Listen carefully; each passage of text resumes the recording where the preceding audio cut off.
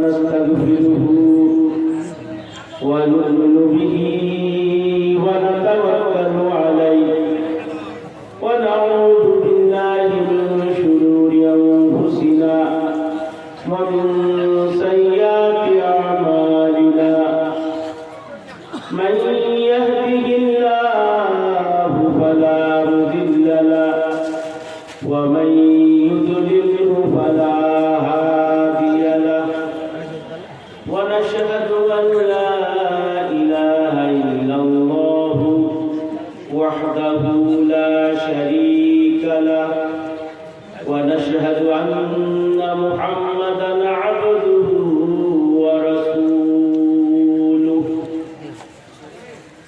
أرسله بالحق بشيرا ونذيرا وداعيا إلى الله بإذنه وسراجا منيرا فقد قال الله تعالى في كلامه المجيد والفرقانه الحميد أعوذ بالله من الشيطان الرجيم بسم الله الرحمن الرحيم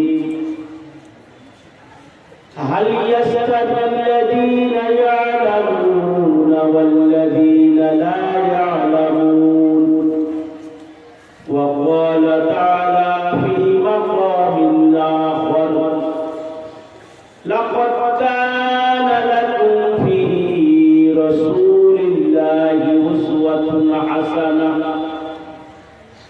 وقال النبي عليه الصلاة والسلام من سلك طريقا يلتمس فيه علما سلك الله له طريقا إلى الجنة أو كما قال عليه الصلاة والسلام আমরা সকলে মহব্বতের সাথে দুরূদ ইব্রাহিম নামাজ যেটা পড়ি সকলে পড়ি আল্লাহর রহমত ঘোষণা হবে ইনশাআল্লাহ اللهم صل على محمد وعلى آل محمد كما صليت على إبراهيم وعلى آل إبراهيم إنك حميد مجيد اللهم بارك على محمد وعلى آل محمد كما باركت على إبراهيم وعلى آل إبراهيم إنك حميد مجيد الحمد لله আল্লাহ তাআলার লাখো কোটি শুকরিয়া যে মহান রব্বুল আলামিন আমাদেরকে বিভিন্ন গ্রাম থেকে কাউকে বক্তা কাউকে শ্রোতা কাউকে অতিথি মেহমান হিসাবে এই যে টলুট মাদ্রাসা ঐতিহাসিক মাদ্রাসায় কুমারগঞ্জ থানার ঐতিহ্যবাহী মাদ্রাসা সেই মাদ্রাসার যে বাৎসরিক মাহফিল সেই মাহফিল আসার তৌফিক দান করেছেন যে মহান রব তার শুকরিয়া আদায় করে সকলে বলি আলহামদুলিল্লাহ। দেখুন আল্লাহ আসার শুধু তৌফিকই দেন। দুনিয়াতে আশ্চর্য বিষয় আছে যেগুলো শুনলে আমরা অবাক হই। তার মধ্যে একটা বিষয় হচ্ছে যখন আমাদের পরিচিত কেউ মারা যায় তো আমরা আশ্চর্য হই। গতকালকে ডাঙ্গাঘাটে একসঙ্গে চা খেলাম, ছেলেটা মারা গেল। এই তো 3 দিন আগে জমিতে দেখা হয়েছিল, ছেলেটা মারা গেল। এই তো সকালবেলায় চায়ের দোকানে একসঙ্গে চা খেলাম, ছেলেটা মারা গেল। এভাবে আমরা আশ্চর্য হই না? তো মানুষ মারা যায়, এটা কি আশ্চর্য? আশ্চর্য হচ্ছে বেঁচে থাকা। আল্লাহ যার আত্মা দিয়েছেন তার মৃত্যু হবে, এটাই স্বাভাবিক, যে কোনো মুহূর্তে। এটা কোনো আশ্চর্য নয়। আশ্চর্য হচ্ছে বেঁচে থাকা। আল্লাহ যে আমাকে আপনাকে এখনো জীবিত রেখেছেন, এটা হচ্ছে আশ্চর্য। তো যে আল্লাহ আমার আপনার হায়াত মৌতের মালিক, জীবন মরণের মালিক, সে আল্লাহ ইচ্ছা করলে এতক্ষণ পর্যন্ত আমাকে আপনাকে দুনিয়া থেকে উঠিয়ে দিতে পারতেন না? পারতেন না? অবশ্যই পারতেন। কিন্তু তা না করে হায়াত নামক, জীবন নামক যে নিয়ামত এখনো তিনি দিয়ে রেখেছেন, যার কারণে দুনিয়ার হাজারো নিয়ামত আমি আপনি উপভোগ করছি। তো যে আল্লাহ সেই জীবন এখনো দিয়ে রেখেছেন সেই মহান ভাবে আর একবার শুকরিয়া আদায় করি বলে আলহামদুলিল্লাহ। দেখুন শুধু জীবিত রাখেন, আমার আপনার মতো অনেক মানুষ হসপিটালের বেডে, নার্সিং হোমের বেডে, এই গ্রামে মহল্লায় খোঁজ করলে দেখা যাবে কোনো না কোনো বাড়ির বেডে বিছানায় শুয়ে কাতরাচ্ছে। মাইকের আওয়াজ শোনার পর আসার জন্য মন ছটফট করছে, কিন্তু আসার মতো ক্ষমতা আল্লাহ ওই মানুষগুলাকে রাখেন না।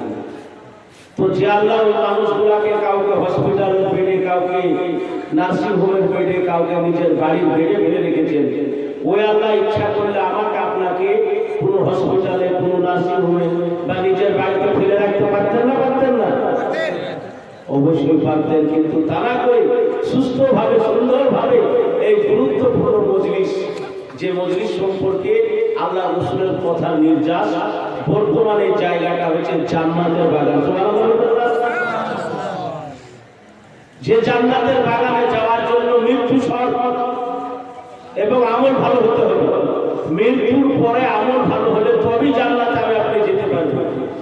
সেই জান্নাতের বাগানে জীবিত অবস্থায় তিনি আসার তৌফিক দিয়েছেন, তাই মন প্রাণ খুলে একবার শুকরিয়া আদায় করে আওয়াজ দিয়ে বলে আলহামদুলিল্লাহ। সেটা আবার কোন সময় দেখুন, এমন একটা সময় অতিবাহিত করছি আমরা, এই সময় যে যত বেশি পাপ করতে পারে তাকে তো আপডেট বা আধুনিক মনে করা হয়, ঠিক না? আর যে যত সততার সঙ্গে চলে, পাপ থেকে বেঁচে চলে, তাকে ব্যাকডেটেড বা সেকেন্ড বলা হয়, ঠিক না? আজ দেখেন একজন সাধারণ নাগরিক, আমাদের ইয়াং ছেলেরা একটু আপডেট বা আধুনিক হওয়ার জন্য ভুল প্রার্থনা করে, কিছুদিন পর আরেকটু আপডেট আধুনিক হওয়ার জন্য সিগারেট টানা শুরু করে, কিছুদিন পর আরেকটু আধুনিক হওয়ার জন্য চুল্লু টানা শুরু করে, কিছুদিন পর আরেকটু আপডেট হওয়ার জন্য গাঁজা টানা শুরু করে, কিছুদিন পর আরেকটু আপডেট হওয়ার জন্য হিরোইন টানা শুরু করে, আফিম টানা শুরু করে। বর্তমানে মারাত্মক একটা ড্রাগস আবিষ্কার হচ্ছে, স্নেক ড্রাগস, মারাত্মক বিষাক্ত সাপ দিয়ে ছবল নেয় শরীরে। তারপরে তার টাইম আছে 24 ঘন্টা, 46 ঘন্টা, 64 ঘন্টা অজ্ঞান হয়ে বেহুশ হয়ে পড়ে থাকে। যে যেরকম পয়সা দেয় তার নিশাটা সেই রকম হয়। এই মারাত্মক রোগ বলে নাউজুবিল্লাহ, এই কাজে আজ আমাদের ইয়াং জনশক্তি আপডেট হওয়ার জন্য বেঁচে যায়, ঠিক কিনা? আজ থেকে 30-40 বছর আগে দেখেন আমাদের দাদি নানি যিনারা ছিলেন, তিনারা কিন্তু এত লেখাপড়া জানতেন না।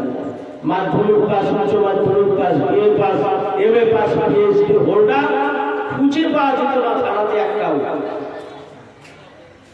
তিনারা মোটা মোটা কাপড় পরতেন, পর্দার সঙ্গে থাকতেন, কিন্তু আজ তাদেরই নাতি নাতনিরা যারা অনেকে মাধ্যমিক পাস, অনেকে উচ্চ মাধ্যমিক পাস, অনেকে মাস্টার্স কমপ্লিট করেছে, অনেকে এমএ করেছে, অনেক আবার পিএইচডি হোল্ডার, ওই সমস্ত মোটা কাপড়গুলাকে ছেড়ে দিয়ে, পর্দার কাপড়গুলাকে ছেড়ে দিয়ে, প্রথমে ছিল সালোয়ার কামিজ, তারপরে টুপাট, টুপাট থেকে পড়ে গেছে ওয়ান পার্ট, ফুটা না করুন, সামনে আবার জিরো পার্ট দেখতে হয় কিনা।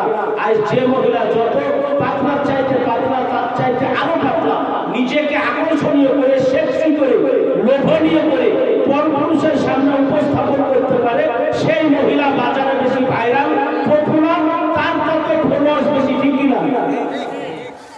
সেই কঠিন গুনাহের সমাজ থেকে আল্লাহ আমাকে আপনাকে বাঁচিয়ে এই পবিত্র জান্নাত, যে জান্নাতে বাগানে যাওয়ার জন্য সব মৃত্যু এবং ভালো আমল, সেই জান্নাতের বাগানে জীবিত অবস্থায় যে আল্লাহ আসার তৌফিক দিয়েছেন, তাই মন প্রাণ খুলে একটু দিনাজপুরের মুসলমানের মতো আওয়াজ আপনাদের কাছে শুনতে যাই, জোরে সোরে বলি আলহামদুলিল্লাহ, মাশাআল্লাহ, মাশাআল্লাহ। আর তারপরে পরে জানাই কিনা হাবিব সারওয়ারে কায়নাত সাফিউল মুজনাবুর রাহমাতুল লিল আলামিন নবী মুহাম্মদুর রাসূলুল্লাহ সাল্লাল্লাহু আলাইহি ওয়াসাল্লামের প্রতি লাখ কোটি দুরূদ ও সালাম বর্ষিত হোক। আল্লাহুম্মা আমিন, আল্লাহুম্মা সাল্লি আলাইহি, আল্লাহুম্মা বারিক আলাইহি। শ্রদ্ধার জালসার যোগ্যতম সভাপতি সাহেব, সঞ্চালক সাহেব, এখানে উপস্থিত উলামায়ে কেরামগণ, আসাতিজায়ে মাদারিস, আইমায়ে মাসাজিদ, এলাকা থেকে আগত আমার মুসলিম বুদ্ধিজীবী বাবাজীগণ, নওজোয়ান ভাইগণ, পর্দানশীল মা বোন, মাদ্রাসার স্নেহের ছাত্র ছাত্রীরা ও ছোট্ট ছোট্ট বাচ্চা বাচ্চিরা, যত দূর মাইকের আওয়াজ যাচ্ছে, জাতি ধর্ম বর্ণ নির্বিশেষে সকলকে শ্রেণীগত সালাম শ্রদ্ধা স্নেহ ভালোবাসা জানিয়ে আপনাদের সম্মুখে পবিত্র কোরআন পাক থেকে দুটি আয়াতের অংশ, মহানবী সাল্লাল্লাহু আলাইহি ওয়াসাল্লামের মুখ নিঃসৃত পবিত্র বাণী হাদিস শরীফ থেকে একটা হাদিসের অংশ উপস্থাপন করেছি। যদি আল্লাহ তৌফিক দান করেন সেই সম্পর্কে খুব গুরুত্বপূর্ণ কিছু আলোচনা করার চেষ্টা করব। আল্লাহ আলোচনা করা ও শোনার সাথে সাথে আমাদের সকলকে আমল করার তৌফিক দান করুন। সকল বলে আল্লাহুম্মা আমিন।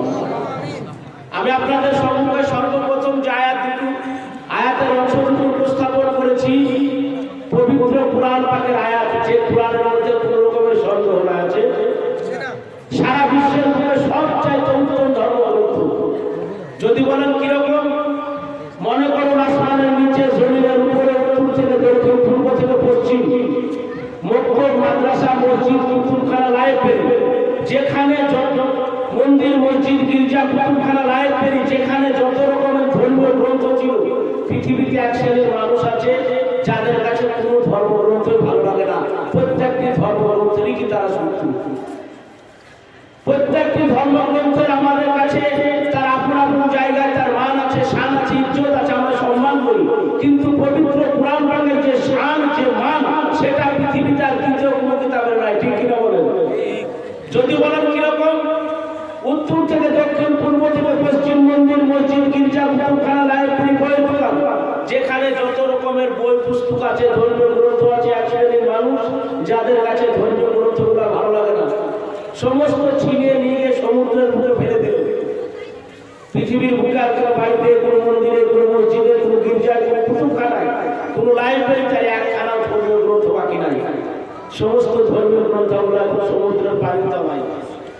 আপনি সমুদ্রের কিনারায় গিয়ে দাঁড়িয়ে যান, এক এক করে ডাকতেন, ও বাইবেল তুমি সমুদ্রের বুক থেকে উঠে এসো, ক্ষমতা নাই তার উঠে আসা। আপনি ডাকতেন জিন্দাবেস্তা উঠে এসো, ক্ষমতা নাই তার উঠে আসা। আপনি ডাকতেন মহাভারত উঠে এসো, ক্ষমতা নাই তার উঠে আসা। আপনি ডাকতেন ত্রিপিটক উঠে এসো, ক্ষমতা নাই তার উঠে আসা। কিন্তু আপনি যখনই ডাক দেবেন, ও পবিত্র কোরআন পাক উঠে এসো, কোরআন আপনার ডাকে সাড়া দেবে এবং সঙ্গে সঙ্গে উঠে আসবে। জোরে সোরে বলুন আলহামদুলিল্লাহ। কারণ আমার পুত্র জ্ঞানে যতটুকু পৃথিবীর ইতিহাস সম্পর্কে জানা, সারা পৃথিবী বুকে চিরদিন তল্লাশি চালিয়ে কোথাও আপনি এই ধরনের একজন ম্যান বা ব্যক্তিকে পাবেন না যে পূর্ণ বাইবেল একটু জেড কারণে হিউজ আছে, মুখস্থ আছে, সংরক্ষণ আছে। সারা পৃথিবীর বুকে চিরদিন তল্লাশি চালিয়ে কোথাও এই ধরনের একজন ব্যক্তিকে পাবেন না যে পূর্ণ চিন্তাবেস্তা একটু জেড কারণে মুখস্থ আছে। সারা পৃথিবীর বুকে কোথাও এই ধরনের একজন ব্যক্তিকে পাবেন না যে পূর্ণ ত্রিপিটক একটু জেড কারণে মুখস্থ আছে। কিন্তু সারা পৃথিবীর বুকে যখন আপনি বুঝবেন, হাজার হাজার নয়, লক্ষ লক্ষ নয়, কোটি কোটি পবিত্র 30 পারা কোরআনের হাফেজ পাওয়া যাবে, যাদের সিনার ভিতরে, বুকের ভিতরে আল্লাহ রাব্বুল আলামিন এই পবিত্র 30 পারা কোরআনকে হিফজ করে সংরক্ষণ করে রেখেছেন। জোরে জোরে বলুন আলহামদুলিল্লাহ। এটা একমাত্র কোরআনের শান, কোরআনের মান। আর সেই কোরআনকে হিফজ করার যে কারখানা, সেটা হচ্ছে এই পবিত্র মাদ্রাসা। ঠিক কিনা? প্রিয় উপস্থিতি, আল্লাহ মানুষকে সবচাইতে দামি নিয়ামত যেটা দান করেছেন সেটা হচ্ছে ঈমান। আর ঈমানের পরে সবচাইতে গুরুত্বপূর্ণ নিয়ামত যেটা, সেটা হচ্ছে ইলম, অর্থাৎ শিক্ষা। কারণ কোথায় আছে শিক্ষায় জাতির মেরুদণ্ড। শিক্ষা ছাড়া মানুষের প্রতিভার বিকাশ ঘটে না। মূর্খতা জাতির ক্যান্সার। শিক্ষা ছাড়া মানুষের হৃদয় অন্ধকার। তাই শিক্ষাবিদ লোকে এক সময় বলেছিলেন, গাছের বিকাশ যেমন কৃষির উপর নির্ভর করে, অনুরূপ মানুষের বিকাশ শিক্ষার উপর নির্ভর করে। এদিকে আমার নবী মুহাম্মদুর রাসূলুল্লাহ সাল্লাল্লাহু আলাইহি ওয়াসাল্লাম বলেন, শুধু চীন দেশে হলো যাও শিক্ষা অর্জন করার জন্য। আমার আপনার আদি পিতা আদম আলাইহিস সালামকে আল্লাহ সৃষ্টি করেছিলেন। সৃষ্টি করার পরে মাসজুদুল মালায়েকা ফেরেশতাদের দ্বারা ওনাকে সিজদা করেছিলেন না? কেন? আদম আলাইহিস সালাম খুব শক্তিশালী, যে ফেরেশতাদের চাইতে শক্তিশালী, তাই ফেরেশতাদেরকে আল্লাহ বললেন সিজদা করো। যদি মানুষ আমরা শক্তির কথা ভাবি, তো মানুষ আজ আমরা এত বাহাদুর, তো একটা পিঁপড়ার চাইতেও আমরা ভালো। যদি বলেন কিরকম, মনে করেন আপনাদের শরীরের 4 ওজন, কারো 60 কেজি, 70 কেজি, 80 কেজি। তার ওজনের চাইতে ডবল বোঝা যদি কারো উপরে চাপানো হয় কেউ বলতে পারবো আমরা? পারবো মনে হয়? কিন্তু একটা পিঁপড়া, প্রাণী বিজ্ঞানীরা বলছেন তার শরীরের যা ওজন তার চাইতে 7 গুণ ওজন যদি তার উপরে চাপিয়ে দেন আরামসে ইজি বয়ে চলে যাবে। সুবহানাল্লাহ বললেন না? তাহলে পিঁপড়া চাইতে শক্তির দিক থেকে দুর্বল। আপনাদেরকে যদি বলা হয় একজন মানুষের শরীরের যা ওজন 60-70 কেজি, ততটা পরিমাণ খাবার খেতে হবে, আপনারা কেউ পারবেন? কিন্তু একটা ব্যাঙ তার শরীরের যে ওজন প্রতিদিন ততটা পরিমাণ পোকামাকড় খেয়ে বিনাশ করে। সুবহানাল্লাহ বলবেন না? তাহলে আমরা ব্যাঙের চাইতেও কি করব? একটা মানুষ আমরা কতদূর দেখতে পাই, প্রতিরামে যদি একটা রায়ের দানা পড়ে থাকে, সর্ষে পড়ে থাকে, এখান থেকে দেখতে পাবেন তো? পাওয়া যাবে? ডাঙ্গারহাটে যদি থাকে, আপনাদের এই মাঠে যদি থাকে। কিন্তু একটা চিল, প্রাণী বিজ্ঞানীরা বলছেন 80 মাইল দূরে একটা রায়ের দানা পড়ে থাকলে স্পষ্ট ভাবে বলতে পারে। তার চাইতে মারাত্মক একটা শকুন, নিকৃষ্ট প্রাণী, 100 মাইল দূরে যদি একটা রায় সরষে ছোলার দানা পড়ে থাকে তো স্পষ্ট ভাবে বলতে পারি। তাহলে আমরা চিন্তা শকুনের চাইতেও দুর্বল। মরুভূমিতে যখন মরুঝড় শুরু হয়, আচ্ছা আপনারা যদি 1 মাস নিঃশ্বাস না নেন বেঁচে থাকবেন? 15 দিন, 15 ঘন্টা, 15 মিনিট। কিন্তু মরুভূমিতে যখন মরুঝড় শুরু হয়, একটা উট তার শরীরে যে রিজার্ভ অক্সিজেন থাকে সেটা নিয়ে বালির ভিতরে মাথা ঢুকে দেয়, নিঃশ্বাস না নিয়ে 15 দিন বেঁচে থাকতে পারে। তাহলে মানুষ আমরা এত দুর্বল প্রাণীর কাছে। তারপরও আল্লাহ ফেরেশতাদেরকে দিয়ে আদম আলাইহিস সালামকে সিজদা করালেন কেন? আসলে আল্লাহ রাব্বুল আলামিন ফেরেশতা বনাম আদম একটা প্রতিযোগিতা, কম্পিটিশন, কুইজ কম্পিটিশন করেছিলেন। কিছু প্রশ্ন করেছিলেন যে প্রশ্নগুলো ফেরেশতারা জানতেন না, আর আদম আলাইহিস সালামকে আল্লাহ শিখিয়েছিলেন, উনি জানতেন। তো এই কম্পিটিশনে ফেরেশতারা হেরে গেল, আদম আলাইহিস সালাম বিজয়ী হলেন। যখন বিজয় হলেন তার ইলম বা শিক্ষাকে সম্মান জানানোর জন্য, তাজিম জানানোর জন্য, কুর্নিশ জানানোর জন্য আল্লাহ ফেরেশতাদেরকে বললেন তোমরা সিজদা করো। সর্বপ্রথম যিনি সিজদা করেছিলেন তিনি হচ্ছেন ইসরাফিল আলাইহিস সালাম। তাফসীরে লিখেছে উপহার স্বরূপ আল্লাহ ইসরাফিল আলাইহিস সালামের কপালে পুরো 30 পারা কোরআন লিখে দিয়েছেন। সুবহানাল্লাহ।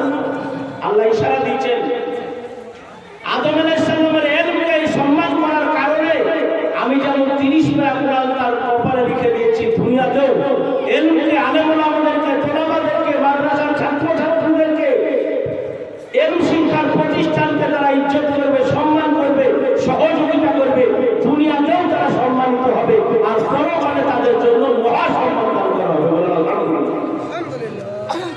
পক্ষান্তরে ইবলিস অসম্মান করেছিলেন, তাই না? আল্লাহ দরবার থেকে বিতাড়িত হয়েছিলেন।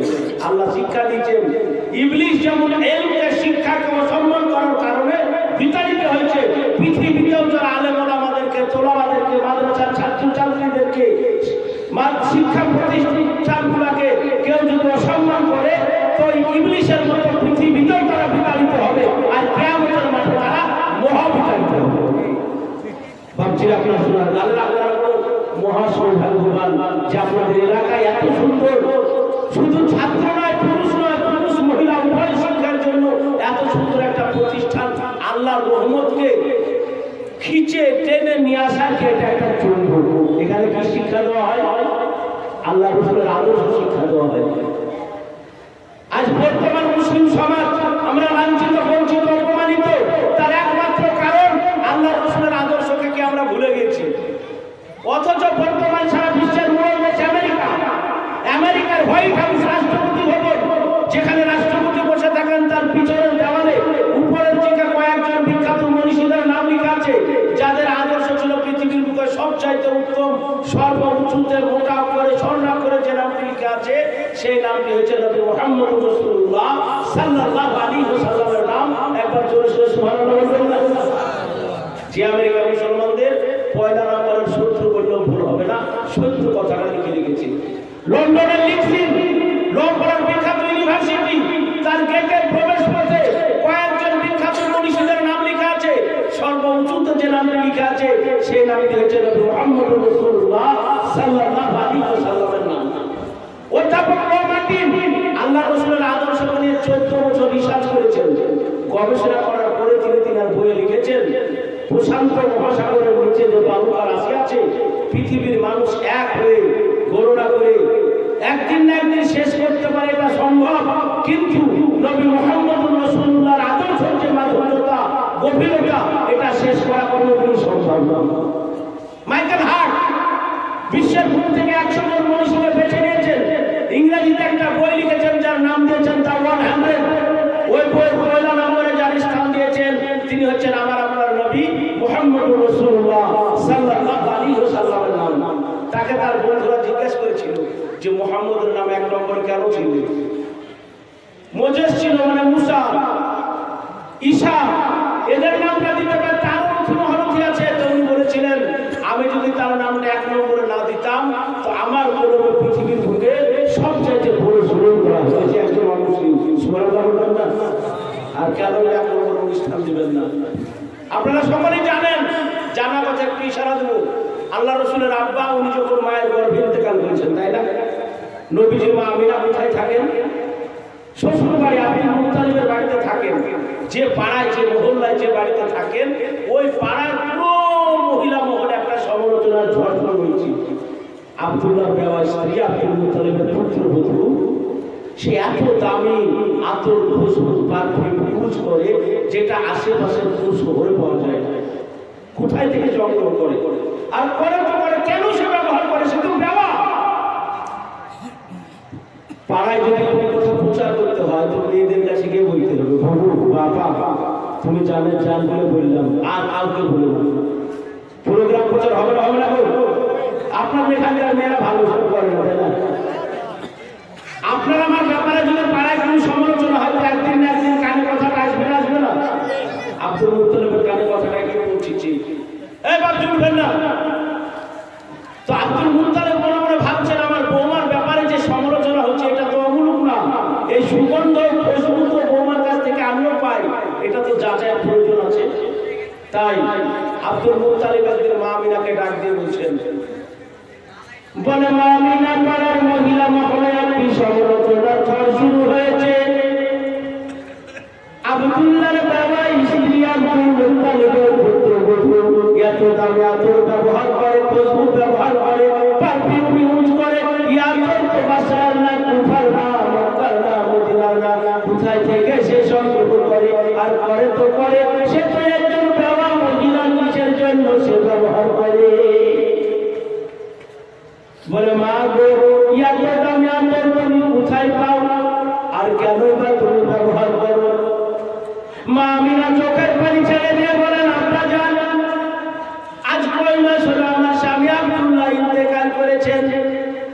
তারপরে থেকে তো আমি আপনার বাড়িতেই থাকি। আপনি যা খাওয়ান তাই আমি খাই, আপনি যা পড়ান তাই আমি পড়ি। বাইরের জগতে কারো সঙ্গে তো কোনো রকমের আমার কোনো সম্পর্ক নাই।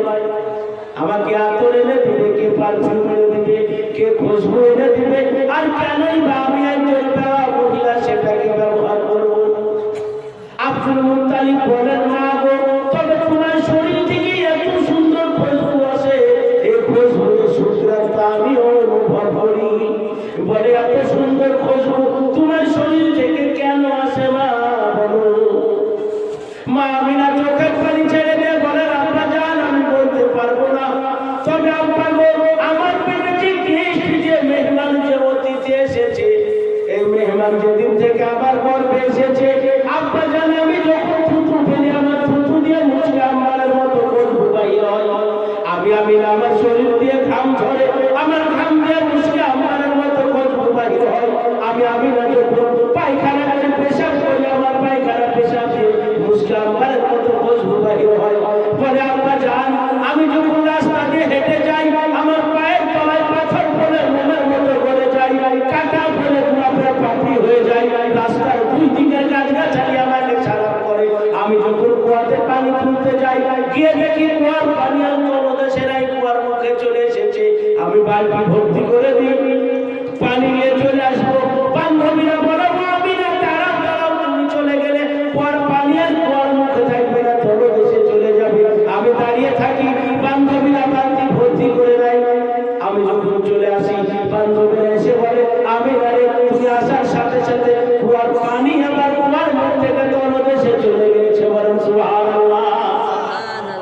আছে পৃথিবীতে আর কোনো মায়ের নাম তার এরকম সম্মান। মাইকেল হার্ট বলছেন আমি যে 1 নম্বরে নাম দিব না তো কেন দিব না? নবীজির জন্মের পর মা আমিনা আল্লাহ রসুলকে কোলে করে বসে আছেন, সুন্দর নুরানি চেহারা দেখছেন আর মনে মনে বিড়বিড় করে বলছেন আল্লাহ এত সুন্দর লাল তুমি আমাকে দান করেছো, আমি আমিনা তো মক্কা মদিনা বসরা কুফা কোনো মায়ের কোলে এত সুন্দর লাল দেখিনি। আজ যদি আব্দুল্লাহ বেঁচে থাকতো কত খুশি হতো। নিজের লাল চোখে দেখলে কি করে দিন চান্দা হয় না, হয় না? বিড়বিড় করে বলছেন হঠাৎ করে দুধমা হালিমা এসে হাজির। দুধমা হালিমা আসার পরে বলে আমিনা তুমি তো একজন মক্কার গৃহবধূ, তুমি আজ কত মায়ের কোলে তাদের লালদেরকে দেখেছো। আমি হালিমা আমাদের পেশা এবং নেশা হচ্ছে অপরের সন্তানকে দুধ পান করানো এবং তাদেরকে মানুষ করার বড় করা। বলে আমিনা রে আমরা গ্রামের মেম্বারের ছেলেদেরকে দুধ পান করিয়েছি, প্রধানের ছেলেদেরকে দুধ পান করিয়েছি, এমএলএ এমপি মিনিস্টারের সন্তানদেরকে দুধ পান করিয়েছি, বড় বড় শিল্পপতির সন্তানদেরকে দুধ পান করিয়েছি, বড় বড় সৌদাগরের সন্তানদেরকে আমরা দুধ পান করিয়েছি। আমরা বাসরার মায়েদের বলে তাদের লালদেরকে দেখেছি, কুফার মায়েদের বলে তাদের লালদেরকে দেখেছি, মক্কার মায়েদের বলে তাদের লালদেরকে দেখেছি, মদিনার মায়েদের বলে তাদের লালদেরকে দেখেছি। ও আমিনা আমি হালিমা পূজার কসম করে বলছি তোমার বলে যে লাল আল্লাহ দান করেছেন, এত সুন্দর চেহারাওয়ালা লাল আমি হালিমা আজ পর্যন্ত কোনো মায়ের বলে আমি দেখিনি। কাল বাড়িকে সুবহানাল্লাহ বলুন। ওয়াজ কতক্ষণ চলবে বলুন, যেরকম আপনারা টাইম দেবেন সেইভাবে করবো। কি গো কতক্ষণ করবো? আপনারা উঠে পালাবেন না। যদি বলেন হুজুর ছেড়ে দেন ছেড়ে দেবো, যদি বলেন হুজুর 1 ঘন্টা 1 ঘন্টা 2 ঘন্টা 2 ঘন্টা 3 ঘন্টা 3 ঘন্টা বলেন তো 11টা পর্যন্ত চলবে নাকি? কেউ যাবেন না তো ইনশাআল্লাহ? এবার নবীজির দাদু আব্দুল মুত্তালিব এসে হাজির। আব্দুল মুত্তালিব আসার পরে বলো আমিনা তুমি তো একজন মক্কার গৃহবধূ, তুমি আর কত মায়ের কোলে তাদের লালদেরকে দেখেছো। আমি আব্দুল মুত্তালিব পবিত্র কাবার মুতাওয়াল্লি, প্রতি বছর পৃথিবীর বিভিন্ন প্রান্ত থেকে হাজার মানুষ এখানে হজ করার জন্য আসে। আর মহিলারা যখন হজ করতে আসে তাদের কুচি কুচি লালগুলোকেও সঙ্গে করে নিয়ে আসে। আর আমি যেহেতু পবিত্র কাবার মুতাওয়াল্লি, ঝাড়ফুঁকের প্রয়োজন হলে তারা আমার কাছে নিয়ে আসে। বলে আমিনা ও হালিমা আমি আব্দুল মুত্তালিব পৃথিবীর বিভিন্ন প্রান্তের মায়েদের কোলে হাজার হাজার মায়েদের কোলে তাদের লালদেরকে দেখেছি। আমি আব্দুল মুত্তালিব খোদার কসম করে বলছি আমার নাতি আমিনার বলে যে লাল আল্লাহ দান করেছেন, এত সুন্দর চেহারাওয়ালা লাল আমি আজ পর্যন্ত কোনো মায়ের কোলে দেখিনি। আল্লাহ রাসূল কত সুন্দর ছিলেন চিন্তা করেন। ছিছি আজকাল আমাদের ছেলে মেয়েরা কিন্তু চেনো সারা রাত্রি মোবাইলে ফেসবুকে হোয়াটসঅ্যাপে মেসেঞ্জারে চোখ নষ্ট, ব্রেন নষ্ট, লেখাপড়া নষ্ট, মান সম্মান নষ্ট, বাবা মায়ের অর্থ নষ্ট। আর সারা রাত্রি সেই অবৈধ প্রেমটা না করে যদি আল্লাহ রসুলের সাথে প্রেমটা হতো তো প্রত্যেকটা ছেলে আল্লাহ বলি হতো না? কি বলি হতো না? হতো না? আল্লাহ তাদেরকে শহীদ মুসলিম করে আল্লাহ। এবার হযরত জিবরাইল আমিন কি বলেন শুনুন। হযরত জিবরাইল আমিন বলেন আমিনা তুমি তো একজন মক্কার গৃহবধূ, তুমি কত মায়ের কোলে তাদের লালদেরকে দেখেছো। বলে হালিমা হতে পারে তুমি দুধমা, তুমি কত মায়ের সন্তানকে দুধ পান করিয়েছো। বলে আব্দুল মুত্তালিব হতে পারে তুমি কাবার মুতাওয়াল্লি, তুমি আর পৃথিবীর কত মায়ের কোলে তাদের লালদেরকে দেখেছো। আমি জিবরাইল আমিন আল্লাহ আমাকে 600 উটের বাজু দান করেছেন। একবার 60 করলে পৃথিবীর এক প্রান্ত থেকে অন্য প্রান্ত পৌঁছাতে আমার মুহূর্ত সময় লাগে না। সুবহানাল্লাহ। আল্লাহ হযরত জিবরাইল আমিনকে এত শক্তি ধর করে সৃষ্টি করেছেন। কিরকম শক্তি শুনবেন জিবরাইল আমিনের। হযরত ইব্রাহিম খলিলুল্লাহ যখন ইসমাইল জাবিউল্লাহকে কুরবানি করার জন্য মিনার ময়দানে নিয়ে গেছেন, হাত পা বেঁধে দিয়েছেন, ছুরি চালাবেন, বিসমিল্লাহ আল্লাহু আকবার বলা হয়ে গেছে। আপনারা যখন কুরবানি করেন তো বিসমিল্লাহ আল্লাহু আকবার বলার কত ঘন্টা পর ছুরি চালানো যায়? সঙ্গে সঙ্গে মুহূর্তে, তাই না? সময় লাগে না। তো হযরত জিবরাইল আমিন বলেন আমি 7তম আসমানের উপরে সিদরাতুল মুনতাহা একটা ফুলের গাছ আছে, তফসিরে লিখেছে হাতির কানের মতো বড় বড় পাতা, আর এক একটা ফুলের ওজন দুনিয়ার এই পরিমাণ মাথার উপর সুবহানাল্লাহ বলবেন না? আর সাইদুল্লাহ যে হাড়া বলতে আপনাদের দেশে কি বলে, আমাদের দেশে হাড়া বলে মাটি। ওইখানে আমি বসে আছি, ইব্রাহিম খলিলুল্লাহ মিনার ময়দানে বিসমিল্লাহ আল্লাহু আকবার বলা হয়ে গেছে। এদিকে আল্লাহ রাব্বুল আলামিন অর্ডার করেন, জিবরাইল আমার নবী ইব্রাহিম স্বপ্নের কুরবানি করতে পেঁচাতে দেখেছে, তার পেঁচানোটা পূর্ণ হোক আমি চাই এবং কুরবানি না হোক। তুমি তাড়াতাড়ি দ্রুত এখান থেকে জান্নাতে যাও, জান্নাত থেকে একটা লোহার টুকরা আর ঘুম বানিয়ে ইসমাইলের গলায় ছুরি পৌঁছানোর আগে ইসমাইলের গলায় ওই লোহার টুকরাটা তুমি ধরো, যাতে করে নবী ইব্রাহিমের চুরির পেঁচটা লোহার উপরে লাগে, তার স্বপ্ন পূর্ণ হয়ে যায়, ইসমাইলের জন্য একটা নমুনা। হযরত জিবরাইল আমিন বলেন, কোথায় মিনার ময়দান, কোথায় সিদরাতুল মুনতাহা, কোথায় জান্নাত? সেদিন আমি আমার 600 বাজুকে এত জোরে টান দিয়েছিলাম যে প্রত্যেকটা লোক দেখি ঘাবড়ে গেছিল। জান্নাত গিয়ে লোহার টুকরা নিয়ে আমি ইসমাইলের গলায় গিয়ে পৌঁছে দিলাম। ছুরি তখনও নবী ইব্রাহিমের ছুরি হযরত ইসমাইল জবুল্লাহর গলায় পৌঁছায়। সুবহানাল্লাহ। কত শক্তিধর সে জিবরাইল আমিন কি বলেন শুনুন নবীজির ব্যাপারে। বলো আমিনা তুমি তো একজন মক্কার গৃহবধূ, তুমি আর কত মায়ের কোলে তাদের লালদেরকে দেখেছো। বলে হালিমারে হতে পারে তুমি দুধ তুমি আর কত মায়ের সন্তানকে দুধ পান করিয়েছো। আব্দুল মুত্তালিব হতে পারে তুমি কাবার মুতাওয়াল্লি, তুমি আর পৃথিবীর কত মায়ের কোলে তাদের লালদেরকে দেখেছো। আমি জিবরাইল আমিন আল্লাহ তাকে 600 উটের বাজু দিয়ে চাই, 600 উটের বাজু দিয়ে এই পৃথিবীকে আমি লক্ষ লক্ষ কোটি কোটি বার চক্কর লাগিয়েছি। হযরত আদম থেকে নিয়ে পর্যন্ত ছোট মায়ের কোলে লাল এসেছে, আমি প্রত্যেকের চেহারাকে দেখেছি। আমি হযরত আদমকে জান্নাতের মধ্যে দেখেছি, হযরত নূহ আলাইহিস সালামকে কিস্তির উপরে দেখেছি, হযরত ইব্রাহিম খলিলুল্লাহকে নমরুদের আগুনে পোড়ানোর সময় দেখেছি, ইসমাঈল জবিহুল্লাহকে মিনার ময়দানে কুরবানির সময় দেখেছি, ইউনূস আলাইহিস সালামকে মাছের পেটের মধ্যে দেখেছি, হযরত ঈসা রূহুল্লাহকে 3 দিন বয়সে মায়ের হয়ে আমি সাক্ষ্য দিতে দেখেছি। বলে ও আমিনা, ও হালিমা, ও আব্দুল মুত্তালিব, আমি জিবরাইল আমিন খুদার কসম করে বলছি, আমিনার কোলে যে লাল আল্লাহ দান করেছেন, এত সুন্দর চেহারাওয়ালা লাল আমি জিবরাইল আমিন আজ পর্যন্ত পৃথিবীতে কোনো মায়ের কোলে আমি দেখিনি। নবীজি কত সুন্দর ছিলেন, কি শান তার, কি মান। এবার আল্লাহ রাব্বুল আলামিন কি বলেন শুনুন। বলে আমিনা তুমি তো একজন মক্কার গৃহবধূ, তুমি আর কত মায়ের কোলে তাদের লালদেরকে দেখেছো। বলে হালিমা হতে পারে তুমি দুধ না কত মায়ের সন্তানকে দুধ পান করিয়েছো। আব্দুল মুত্তালিব হতে পারে তুমি কাবার মুতাওয়াল্লি, তুমি কত মায়ের সন্তানকে দেখেছো। জিবরাইল আমিন হতে পারে তুমি শক্তিধর লাগাতে পারো এই পৃথিবীর বুকে চক্কর কোটি কোটি বার।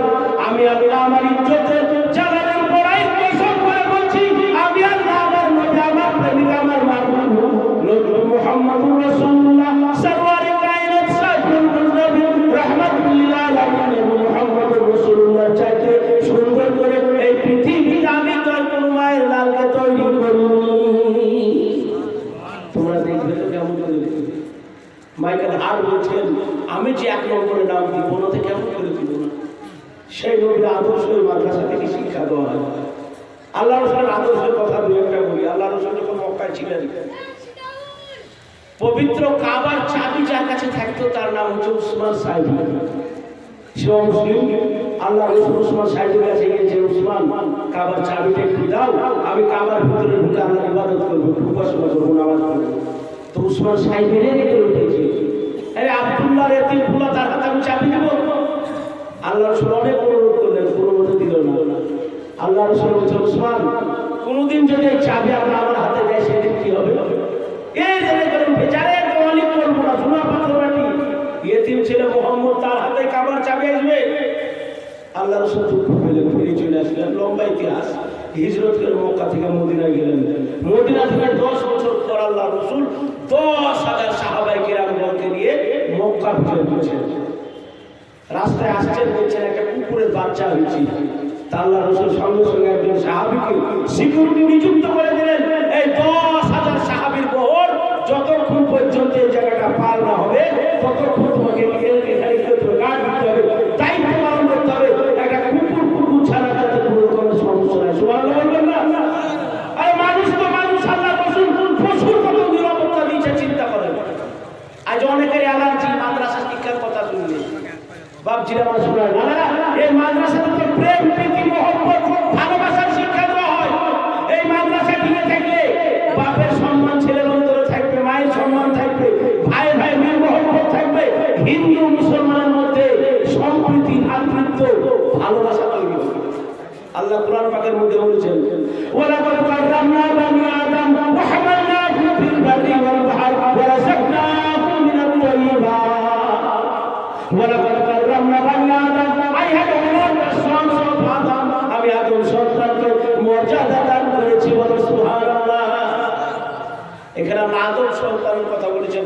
আদম সন্তান বলতে শুধু মুসলমান কি গো?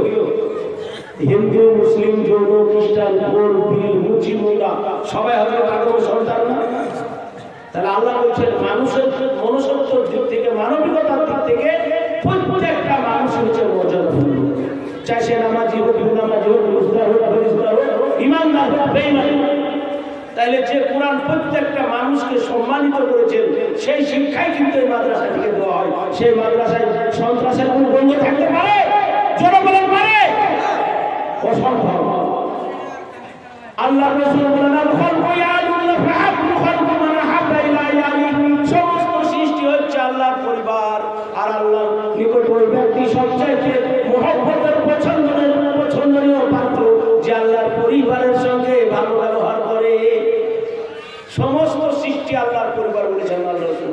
মুসলমান আল্লাহর পরিবার বলেন কিন্তু হিন্দু, মুসলিম, জৈন, খ্রিস্টান, বোর, বিল, মুচি, মুন্ডা প্রত্যেকই আল্লাহর পরিবার। এই কোরআনের আয়াত এবং হাদিসে এরকম হাজারো আয়াত হাদিস আছে।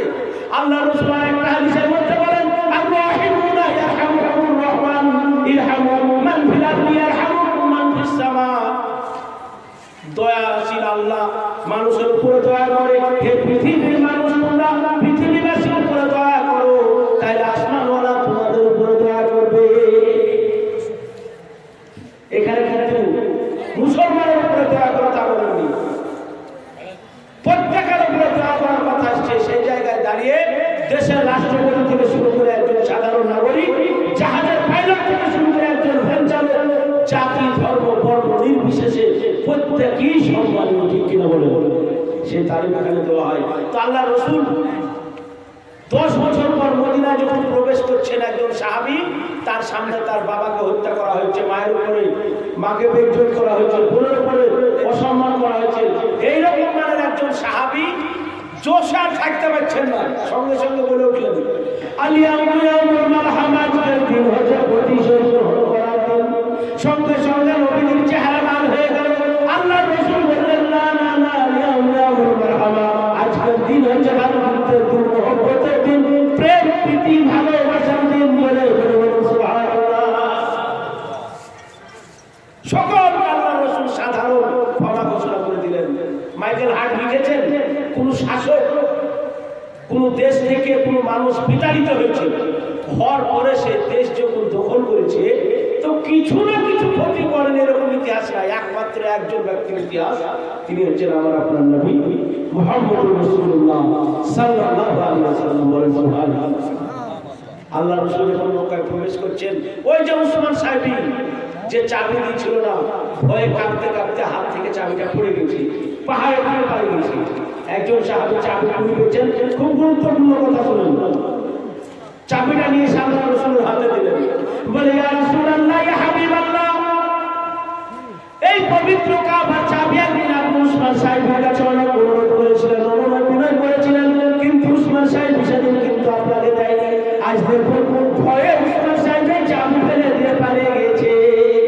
বলে উসমান সাহেব কোথায়? বলে পাহাড়ের দিকে পালিয়ে গেছে। আল্লাহ রাসূল সাহাবাদের একটা টিম ঠিক করে দিলেন, যাও যাও, উসমান সাহেব কোথায় আছে তাকে নিয়ে এসো। এবার চাবিটা আল্লাহ রাসূলের হাতে। আল্লাহ রাসূল চাবি নিয়ে বসে আছেন। হঠাৎ করে দেখলেন হযরত আব্দুল্লাহ ইবনে আব্বাস রাদিয়াল্লাহু তাআলা আল্লাহ রাসূলের কাছে আছেন। আসার পরে বলছেন, ইয়া রাসূলুল্লাহ, ইয়া হাবিবাল্লাহ, দয়া করে মেহেরবানি করে হুজুর কাবার চাবিটা আপনি আমাকে দিন। বলে, হুজুর এবার থেকে কাবা আমরা নিয়ন্ত্রণ করব, কাবার দেখভাল আমরা করব, কাবার ঠিক করছে না আমরা করব, কারণ কাবার চাবি যার হাতে আরব দেশের তো সম্মান তাদের হাতে। আল্লাহ রাসূল কোন কথা বললেন না, চুপচাপ বসে আছেন। কিছুক্ষণ পর ওনার জামাই হযরত আলী আসলেন।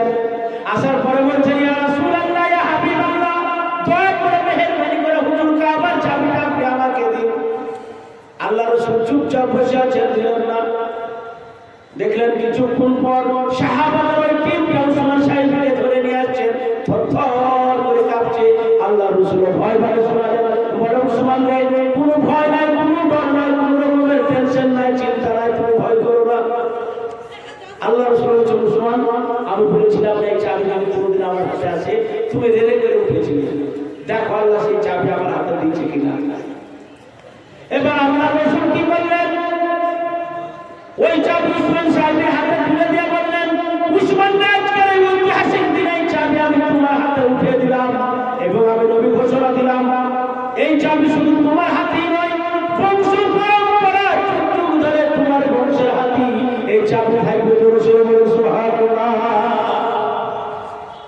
মদিনার শাসক ক্ষমতা, রাষ্ট্রনায়ক আল্লাহ রাসূল ইচ্ছা করলে তো নিজের জামাইকে চাবি মালিক বানাতে পারতেন, পারতেন না তো? চাচাতো ভাই মাসকে পারতেন, পারতেন না? কিন্তু না, আল্লাহ রাসূল উম্মতকে শিক্ষা দিলেন কিয়ামত পর্যন্ত, বলো গো আমার উম্মতেরা, তোমাদের হাতে যখন ক্ষমতা আসবে, বিভিন্ন পদের পদাধিকার তোমরা হবে, খবরদার খবরদার, কোন অযোগ্য ব্যক্তিকে তোমরা যোগ্য জায়গায় স্থান দিও না, যোগ্য জায়গায় বসাও না। কারণ অযোগ্য ব্যক্তিকে যদি যোগ্য জায়গায় বসাও, তাহলে সেই অযোগ্য ব্যক্তি কিন্তু সেই যোগ্য কাজ করতে পারবে না। তাই তো এক আধার কার্ড কবা ঠিক করতে হলো, কি কবা ঠিক করতে হচ্ছে বলেন তো? এই কম্পিউটার চালানো তো যাও না, কি করে ঠিক করবো? অযোগ্য লোক শক্তির জোরে, ক্ষমতার জোরে চাকরি হয়ে গেছে, তাই না?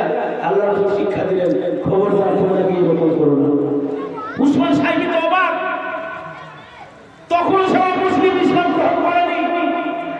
সঙ্গে সঙ্গে উসমান সাহেব বলেন, ইয়া রাসূলুল্লাহ, ইয়া হাবিবাল্লাহ, আমার জানা ছিল না যে আপনি নবী মুহাম্মদ, আপনার এই আদর্শ, আপনার এই চরিত্র, বলে আমি ভুল করেছি, আপনি আমাকে ক্ষমা করে দিন, আর আমার কালেমা লা ইলাহা ইল্লাল্লাহ মুহাম্মাদুর রাসূলুল্লাহ পড়ি আমাকে মুসলমান করে দিন, বলে সুবহানাল্লাহ।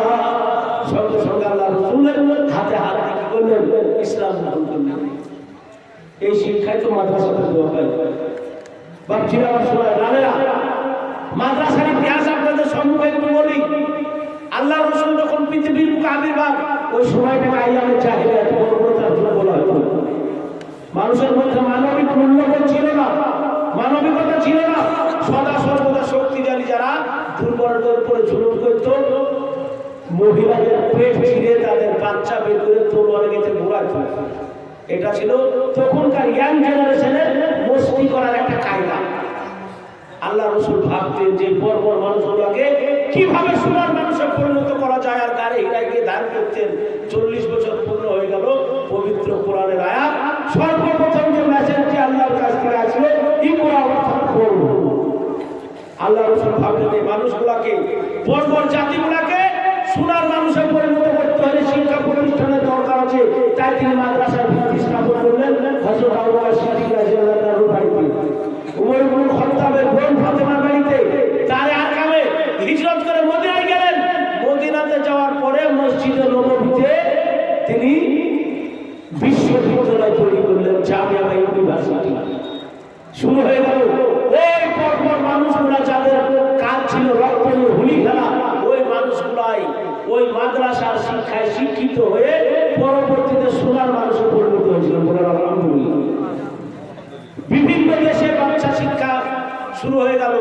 ভারতবর্ষের মাটিতে আমার জানা মতে 1192 খ্রিস্টাব্দে মোহাম্মদ ঘড়ির আমলে সর্বপ্রথম মাদ্রাসা তৈরি হয়েছিল আজমিরে।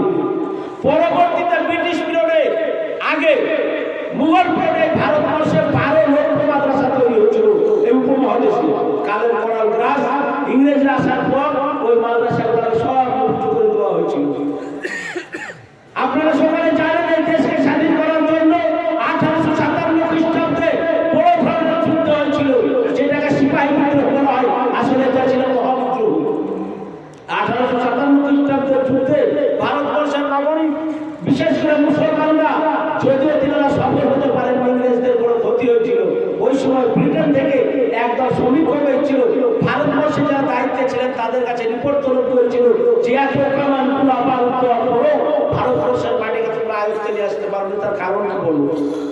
ওই সময় তিনারা যে রিপোর্টটি পেশ করেছিলেন, ভালো করে শুনুন। তিনারা লিখেছিলেন, ভারতবর্ষের মাটিতে আমাদের প্রধান শত্রু যারা, তারা হচ্ছে মুসলমান, আর মুসলমানদের মেন হাতিয়ার হচ্ছে তাদের আলেম এবং হাফেজ, তাদের পথ প্রদর্শক। আর আলেম হাফেজদের মেন হাতিয়ার হচ্ছে তাদের ধর্মগ্রন্থ কোরআন। ভারতের মাটিকে যদি আমাদের কবজায় নিয়ে আসতে হয়, ভারতের মাটিতে যত আলেম হাফেজ আছে শেষ করতে হবে, আর তাদেরকে শেষ করতে হলে যত কোরআন আছে শেষ করতে হবে। এই পরামর্শের পর 3.5 লাখ কোরআনকে ছিনে নিয়ে সমুদ্রের উপরে ফেলে দেওয়া হয়। উত্তরপ্রদেশে আব্দুর রহমান রহমতুল্লাহর মন্তব্যকে একজন ইংরেজ বলে, আব্দুর রহমান তোমার মন্তব্যে যত কোরআন আছে দিয়ে দাও। তিনি বলেন কোরআন কি করবে? কোরআন তো কাগজের পৃষ্ঠায় লেখা। বলে কোরআন হচ্ছে তোমাদের মেন হাতিয়ার, কোরআনকে শেষ করে দিলে তোমরা শেষ হয়ে যাবে। সঙ্গে সঙ্গে তিনি বলেন ভারতবর্ষের মাটি থেকে কাগজের কোরআন শেষ করতে পারো, কিন্তু ভারতবর্ষের মাটিতে হাজার হাজার কোরআনের গাছ লাগানো আছে, সেই গাছগুলোকে কিভাবে শেষ করবে বলুন? ইংরেজদের মাথা খারাপ। কোরআন তো কাগজের পৃষ্ঠায় লেখা, তো আবার গাছ কিরকম, ফল কিরকম, ফুল কিরকম? বলে সেই গাছ কি দেখতে চাও? বলে হ্যাঁ দেখতে চাই। সঙ্গে সঙ্গে মাদ্রাসার ছাত্র ডেকে বলে আব্দুল জব্বার তুই প্রথম পারা শুনে দে। আউযু বিল্লাহি মিনাশ শাইতানির রাজিম, বিসমিল্লাহির রহমানির রহিম, আলিফ লাম মিম যালিকাল কিতাব বলে প্রথম পারা শুনে দে। বলে আব্দুল জব্বার দ্বিতীয় পারা শুনে দে। সে শাইখুল সুবহান বলে দ্বিতীয় পারা শুনে দেয়। বলে আব্দুল করিম তৃতীয় পারা শুনে দে। সে তিলকার রাসূল বলে তৃতীয় পারা শুনে দেয়। আবেদ ছাত্ররা যখন এক এক করে কোরআন শোনাতে শুরু করেছে, ইংরেজদের মাথা খারাপ। সত্যি তো ভারতবর্ষের মাটিতে হাজার হাজার কোরআনের গাছ লাগানো আছে, যতক্ষণ এই গাছগুলোকে শেষ না করবো এখান থেকে কোরআনকে শেষ করা যাবে না। আজ থেকে কাজ হলো ভারতের মাটিতে যত কোরআনের গাছ আছে ওই গাছগুলোকে নষ্ট করতে হবে। ইংরেজদের বিখ্যাত ঐতিহাসিক মিস্টার টমসন তিনি তার স্মরণলিপিতে ডায়েরিতে লিখেছেন, এই পরামর্শের পর দিল্লির চাঁদনি চক থেকে খাইবার পর্যন্ত এমন কোনো গাছ ছিল না যে গাছ আলেমদেরকে ফাঁসি দেওয়া হয়নি। তাদেরকে গাছের নিকটে নিয়ে যাওয়া হয়েছে, গলায় ফাঁস ঝুলে দেওয়া হয়েছে। আলেমরা হাফেজরা জবাই করা মুরগির মতো লাফে লাফে মারা গেছে। মিস্টার টমসন তিনি লিখেছেন, দিল্লি জামে মসজিদের পিছন দিকে যেখানে আমাদের তাবু ছিল অত্যন্ত দুর্গন্ধের কারণকে দেখার জন্য গিয়ে দেখলাম 40 জন হাফেজের কোরআনকে আগুনের উপরে দাও দাও করে জ্বালানো হচ্ছে। আবার আমার সম্মুখে 40 জন হাফেজের কোরআনকে নিয়ে আসা হলো। তাদেরকে বলা হলো মোল্লা তোমরা একবার বলো 1857 খ্রিস্টাব্দের যুদ্ধে আমরা যুদ্ধ করে নিয়ে তোমাদেরকে ছেড়ে দেবো। মিস্টার টমসন তিনি লিখেছেন, ওই সমস্ত ওলামায়ে কেরাম হুফাজে জাম এক বাক্যে উত্তর দেন, ও ক্ষুধার্ত আমরা আমাদের মাতৃভূমি ভারতবর্ষকে স্বাধীন করার জন্য, পবিত্র কোরআনের হেফাজতের জন্য আমাদের শরীরে এক ফোঁটা রক্ত থাকা পর্যন্ত সংগ্রাম চালিয়ে যাবো। নারায়ে তাকবীর, নারায়ে তাকবীর। মিস্টার টমসন লিখেছেন, আবার তাদেরকে আগুনের উপরে শুয়ে দেওয়া হয়। তিনি লিখেছেন, পাকিস্তানের দরিয়ায় আবিদ আলেমদেরকে বস্তার মধ্যে পুরে উপর থেকে গুলির নিশান বানানো হতো। লাহোরের জামে মসজিদকে ফাঁসির মঞ্চ তৈরি করা হয়েছিল, শত শত আলেমকে ফাঁসি দেওয়া হতো। তিনি আরো লিখেছেন, আলেমদেরকে সার করে দাঁড় করে দিয়ে ছোট ছোট কামান তাদের উপরে থেকে দেওয়া হতো। এক এক আলেমের লাশ নিচা নিচা টুকরা হয়ে মিশে যেত।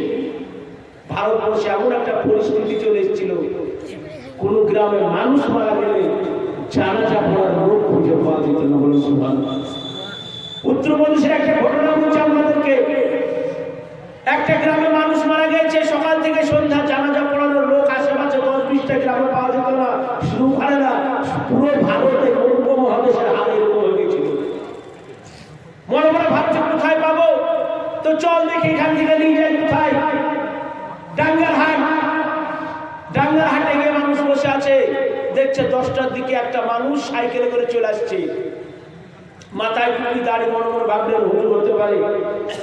গ্রামের মানুষ ছেড়ে ধরেছে, দয়া করে মেহেরবানি করে আমাদের এই লাশটা আপনি জানাজা পড়ে দিন, আমাদের জানাজা পড়ানোর কোনো লোক নাই। বেচারা মানবিক কারণে জানাজা পড়ে দিলেন, বলে দাফন আপনাকে করে দিতে হবে, কবর কিভাবে রাখতে হয় সেটাও আমরা জানি না। শুনেন মাদ্রাসার ইতিহাস।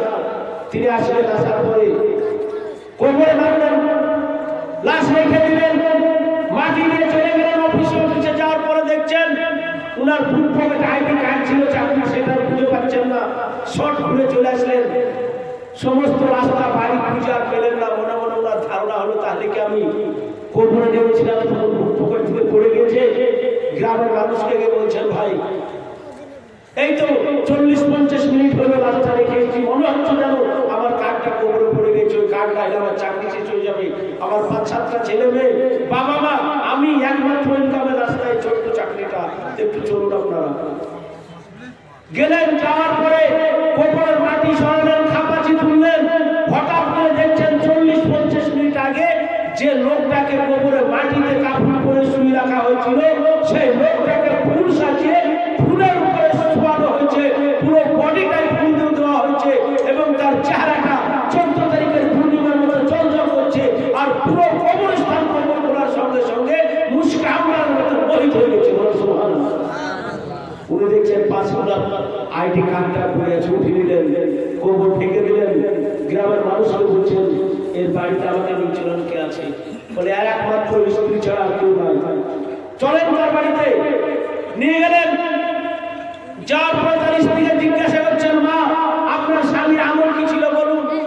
বলে বাবা আমার স্বামীর কিন্তু সেরকম আমল ছিল না, গ্রাম্য মানুষ, কোন রকমের নামাজ শুধু জানতে একটু পড়তো। তবে তার একটা বিশেষ আমল ছিল, দিল্লিতে চাষা শুনতে গিয়ে একটা বই কিনে নিয়ে এসেছিল। ওই বইটা সে পড়া জানতো না, কিন্তু প্রতিদিন সে ফজরের নামাজ পড়ার পর বইয়ের প্রত্যেকটা লাইনে লাইনে আঙুল গুলাতো, আধ ঘন্টা আঙুল গুলি গুলি গুলি তারপরে চুমুকে রেখে দিত। অনেক লাইন আঙুল গুলাতে গুলাতে ছিঁড়েও গেছে। এই আমলটা কিন্তু তার প্রতিদিনের ছিল। বলে পয়সা কোনটা? বলো যে চালের মাথায় পূজা। ভদ্রলোক উঠে গিয়ে দেখছেন, টেনে পাড়ার পরে সেটা আর কোন দুনিয়ার কোন কিতাব নয়, পবিত্র কোরআন পাক হয়েছে। ভাবছি আমার শোনার নালেরা, যে আল্লাহ পবিত্র কোরআন পাকে মহব্বত করলে পড়া জানে না, আমল ঘুমাতে পারে, এত ইজ্জত এত সম্মান করে দান করতে পারেন, সে আল্লাহ এত সুন্দর মাদ্রাসা আপনারা তৈরি করেছেন। যদি আপনারা সেই মাদ্রাসাকে পরিচালনা করেন, তো কবর আমার আপনারা সে সম্মান দিতে পারে না? পারে না? কেউ পারে না? পারে না? আর একটা কথা শুনে আপনাদেরকে, সুলতান মাহমুদ গজনবীর নাম আপনারা শুনেছেন? 1944 সালে 1200 বছর পর ওনার দাফনের 1200 বছর পর আফগানিস্তানে ভূমিকম্প হয়েছিল। ওনার কবরটা যখন ফেটে গেল, পুরো এলাকা বন্ধ হয়ে গেছিল। মানুষকে দেখছে, ওনার কাপড় নষ্ট হয়নি, পুরো বডি ঠিক আছে, আর চেহারাটা সুন্দর জল জল জল জল করছে। সুলতান মাহমুদ গজনবী প্রতাপশালী বাদশা, যার নাম শুনে ভয় কাঁপত। তো উনি ওনার উজিরকে বেশ প্রশ্ন করেছিলেন। তার মধ্যে একটা প্রশ্ন ছিল যে, উজির আমি 5 ওয়াক্ত নামাজ পড়ি, কোরআন তেলাওয়াত করি, সারা রাত্রি তাহাজ্জুদ পড়ি, তারপরও নবীজির সাথে স্বপ্নে এখনো সাক্ষাৎ হয়নি, এমন কি আমল করলে সাক্ষাৎ হবে বলো? তো উনি বললেন, আমাকে 1 সপ্তাহ সময় দেন, তারপরে বলবো। হঠাৎ করে ওনার সফরে কাজ হলো, মন্ত্রী পরিষদকে নিয়ে উনি সফর শুরু করেছেন। তখন তো গাড়ি ঘোড়া ছিল না, এই উঠ হাঁটি হাঁটি সফর। রাস্তা যেতে যেতে একটা জায়গায় দেখছেন চৌরাস্তা, সেখানে এখন যেমন পৌরসভায় সরকারি লাইট থাকে, তখন বাচ্চারা তেল দিয়ে লাইট করে রাখতো, চেরাক জ্বলতো। দেখছে দাঁড়িয়ে দাঁড়িয়ে একটা ছেলে ওখানে কোরআন পড়ছে, অরিজিনাল ইতিহাস শোনাচ্ছে আপনাদেরকে। সুলতান মাহমুদ গজনবী মন্ত্রী পরিষদ বললেন, তোমরা দাঁড়াও, কি ছেলেটা কি করে দেখে আসি। উনি যার পরে দেখছেন ছেলেটা পবিত্র কোরআন মুখস্থ করছে, হিফজ করছে। জিজ্ঞাসা করলেন, বাবা এত রাত্রে এখানে তুমি পড়ছো, কি ব্যাপার? বলে আমি মাদ্রাসায় পড়ি, কোরআন হিফজ করি, যতক্ষণ আমাদের মসজিদ খোলা থাকে মসজিদে পড়ি, এসার পরে বন্ধ হয়ে গেলে রাত্রিবেলায় সেখানে আমি মুখস্থ করি। বলে তুমি তো বাড়িতেও পড়তে পারো। বলে হুজুর আমি ইয়াতীম, আমার মা বাবা আমাকে তেল কিনে পড়াবে, যোগ্যতা আমার মায়ের নাই। সুলতান মাহমুদ গজনবীর চোখ দিয়ে ঝরঝর করে পানি পড়ছে। উনি ওনার মন্ত্রীকে ডাকলেন, আইয়া যে যাবতীয় ব্যবস্থা, লিখা পড়া থাকা খাওয়া দাওয়া সমস্ত ব্যবস্থা আমার ব্যক্তিগত সম্পদ থেকে করে দাও। ঠিক আছে, বিল পাস করে দিলেন। উজিরকে বলছেন, টাইম আইতে বলো হুজুর তাহাজ্জুদের সময় হয়ে গেছে, দেখো কোথাও মসজিদ আছে কিনা। মসজিদে গেলেন, তাহাজ্জুদের নামাজ আদায় করলেন। বলে ফজরের সময় কতটুকু বাকি? আগেকার মন্ত্রীরা কত পরে যারা ছিল চিন্তা করেন, আর এখন আমাদের পার্টি নেতা হয়ে গেলে নামাজ পড়ার সুযোগ হয় না। আর সুলতান মাহমুদ গজনবী কত বড় প্রতাপশালী বাদশা, তাহাজ্জুদ আদায় করে বললেন, সবাই আরাম করে একটু ঘুমাও, কিছুক্ষণ পর ফজর আজান হবে, উঠে জামাতে নামাজ পড়ে আবার সব শুরু করবো। এই বলে সবাই ঘুমিয়ে গেছেন। হঠাৎ করে ঘুমের মধ্যে সুলতান মাহমুদ গজনবী স্বপ্ন দেখেন, রাসূল মদিনা থেকে চলে এসেছেন। আচার করে বলছেন, ওরে ছেলে, ওঠো ওঠো ওঠো, তুমি যে গরিব অসহায় তালবিন, তার যাবতীয় লেখাপড়া খাওয়া দাওয়া বাসস্থান সমস্ত কিছুর ব্যবস্থা করে দিয়েছো, যার কারণে আল্লাহ রাব্বুল আলামিন তোমার উপরে এত খুশি হয়ে অর্ডার করেছে সুলতান মাহমুদ গজনবীর সঙ্গে গিয়ে সাক্ষাৎ করো, বলো সুবহানাল্লাহ। তাই আমি শুধু মদিনা থেকে তোমার সঙ্গে সাক্ষাৎ করতে এসেছি, এবং শুধু তাই নয়, ওই গরিব অসহায় তালবীনের সহযোগিতা করার কারণে আল্লাহ রাব্বুল আলামিন আসমানে ফেরেশতাদেরকে নিয়ে তোমার জন্য মাহফিল সাজিয়েছেন, এবং জান্নাতের মধ্যে তোমার জন্য বালাখানা সাজিয়েছেন, বলো সুবহানাল্লাহ। নারে তাকবীর। আমরা চাই না গো জান্নাতে আবার আপনার বালাখানা হোক, চাই না? চাই না? নবীজির দিদার স্বপ্ন হোক, চাই না? চাই না? সবাই চাই আমরা। তাই আসুন, এই পাগা মজলিস, এত বড় মাদ্রাসা প্রতিষ্ঠান হতে পারে আমার আপনার এই আমলের জন্য আল্লাহ নবীজির দিদার আমার আপনার স্বপ্ন হতে যেতে পারে। আর আল্লাহ রাসূল বলেছেন, মান রাআনি ফাকাদ রাআনি, যে আমাকে স্বপ্নে দেখলো অরিজিনালি কি দেখলো। তা একজন আল্লাহর বান্দার কাছে এই গরিব অসহায় ছাত্রছাত্রীদের জন্য 10,000 টাকার আবেদন করবো, বাবা মুসাফির আলাদা আছি, খাস করে আল্লাহর কাছে দোয়া করবো, আশা রাখি আল্লাহ দোয়া কবুল করবেন, এই বিশ্বাস আল্লাহর উপরে আছে। বাপজি আমার সময় দাঁড়েরা হতে পারে নবীজির সাথে আমার আপনার স্বপ্ন দিদার হয়ে যাবে, জান্নাত আমার আপনার বালাখানা তৈরি হবে। তাই কোন আল্লাহর বান্দা আছেন, অনেক নওজোয়ান আছেন, যুবক আছেন, মুরব্বী বাবাজিরা আছেন, একজন আল্লাহর বান্দাকে আবেদন করবো 10,000 টাকার জন্য, একটু খাস করে এই ভাঙা মাহফিল আপনারা বলবেন বাপজি, একজন আল্লাহর বান্দা কি গো, একজন আল্লাহর বান্দা মাত্র 10,000 টাকা।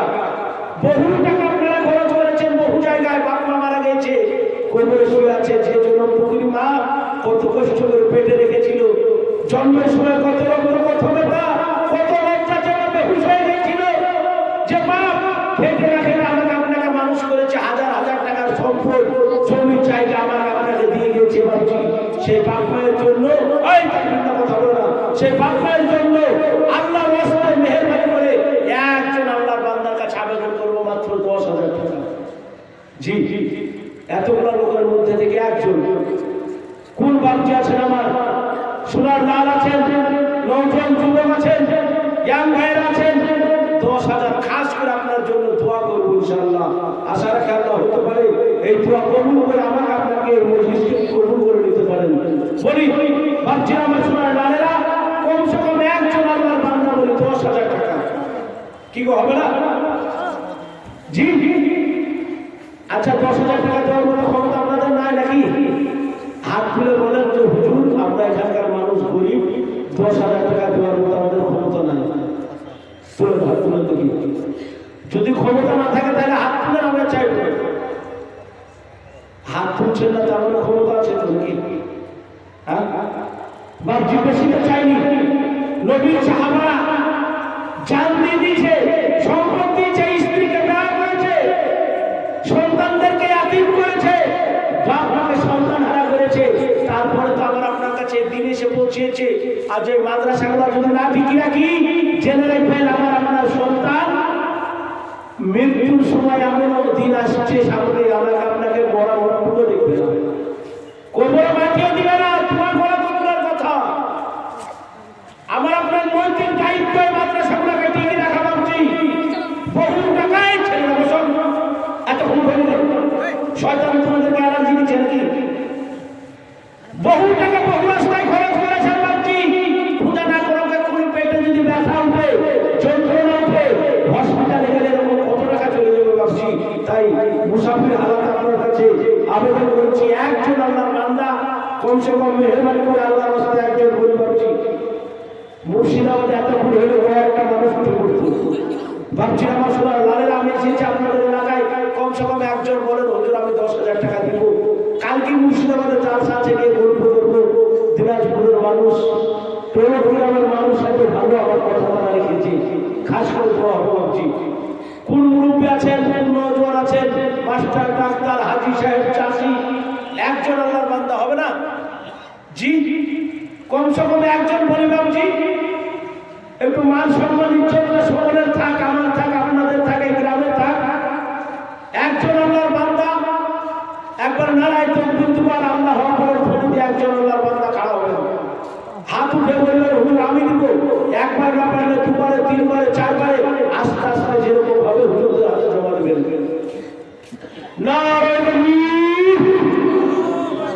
আরে বাবা প্রত্যেকটা ভিতরে পয়সা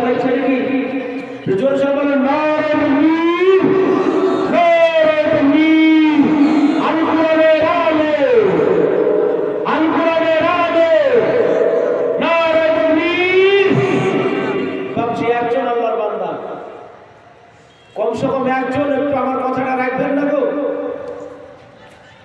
এতগুলা লোকের মধ্যে একজন নয় 10,000 টাকা দেওয়ার মতো।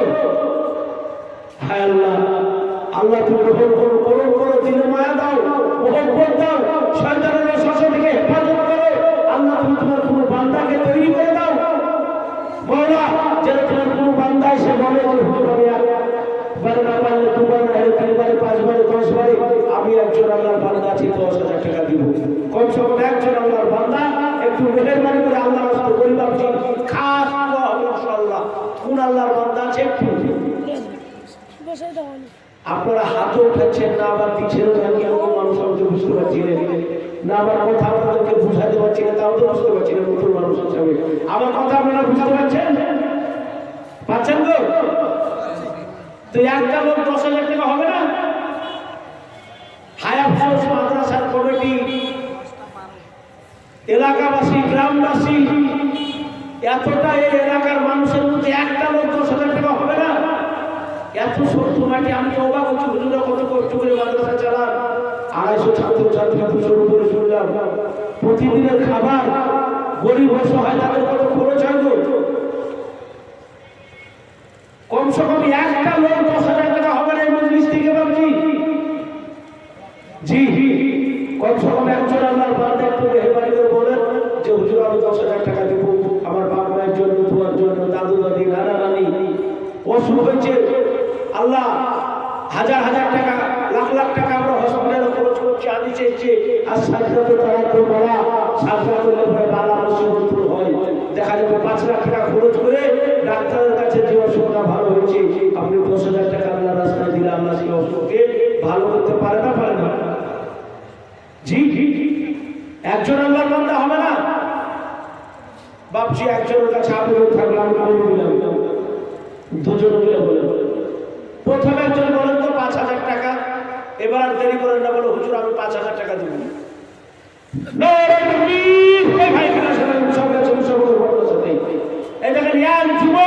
এরাই তো সালাউদ্দিন আইয়ুবী, সুলতান মাহমুদ, এরা আমাদের ভবিষ্যৎ।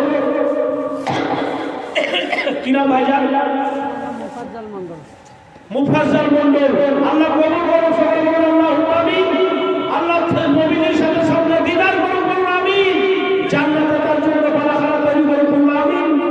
নারে তাকবীর। মুফাজ্জল হচ্ছে সাহেব, বলুন মারহাবা।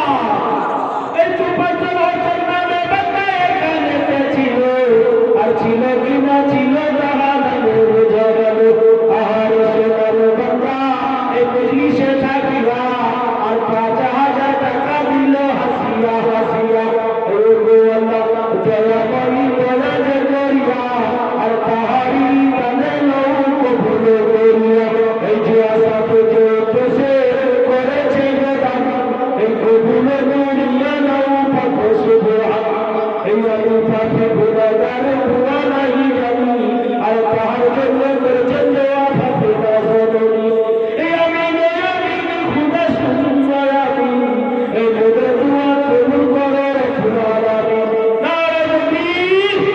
ভাবছি একজন যুবক সঙ্গে সঙ্গে খাড়া হয়েছে, আর একজন যুবক 5,000 হয়ে গেলে 10টি আবেদনটা আপনাদের কাছে করেছিলাম, ভাবছি পূর্ণ হয়ে যাবে। আর কোন ওই যুবকের মধ্যে কোন যুবক আছি, কোন মুরব্বী আছি, কোন মাস্টার, ডাক্তার, ইঞ্জিনিয়ার আছি, চাষি আছি, একজন আর একজন আল্লাহর বান্দা ভাবছি। মাত্র 5,000 আবেদন, বেশি চাইনি ভাবছি 5,000 টাকা। একটু মেহেরবানি করে আল্লাহ রাস্তায় একজন উঠে আসি ভাবছি। 2 নম্বর, আল্লাহ পৃথিবীতে সমস্ত কিছু তৈরি করেছেন, নারে তাকবীর।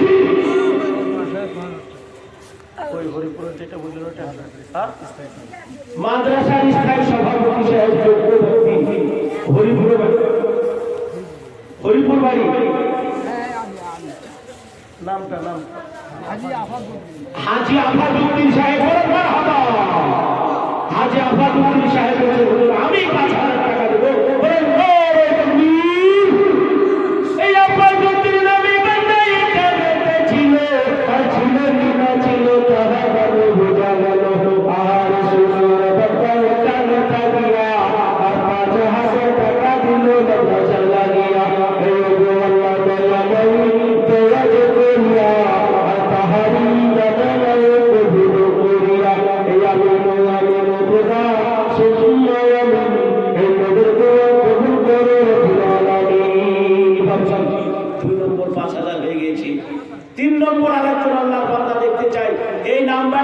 বিরাট